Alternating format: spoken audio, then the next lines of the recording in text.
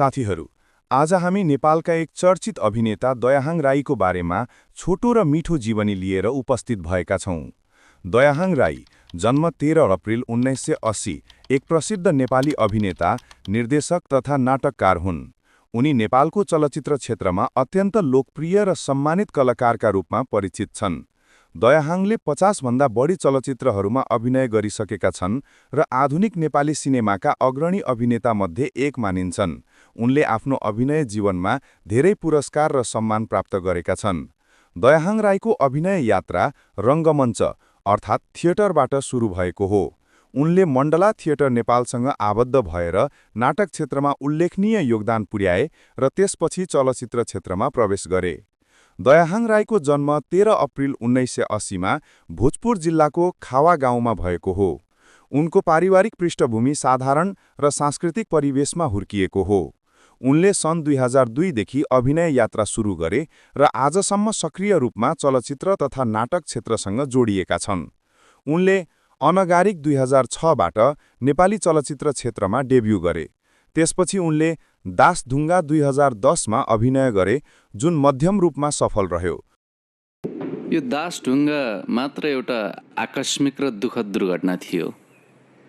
तर लुट 2012 चलचित्रले उनको करियरलाई नयाँ उचाइमा पुर्यायो।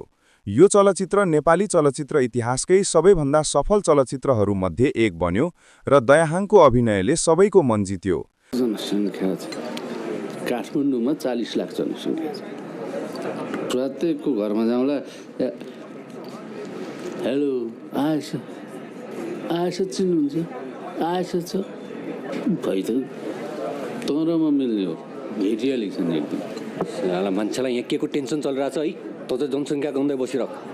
त्यसपछि उनले छड्के 2013, बडसाला 2013, कर्कस 2013, झोले 2014, कबड्डी 2013 र यसको सिक्वलहरू कबड्डी कबड्डी कबड्डी 2015 र 2019, तालकजुङ वर्ष तुल्के 2014, वडा नम्बर 6 2015, हाउ फनी 2016, वीर विक्रम 2016, लुट 2 2017, काँची 2018 र जात्रै जात्रा 2019 जस्ता सफल चलचित्रहरूमा उत्कृष्ट अभिनय प्रस्तुत गरे।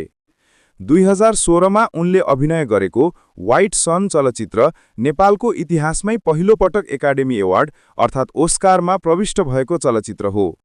दयाहाङ राईले आफ्नो असाधारण अभिनय क्षमताका कारण धेरै पुरस्कारहरू प्राप्त गरेका छन्।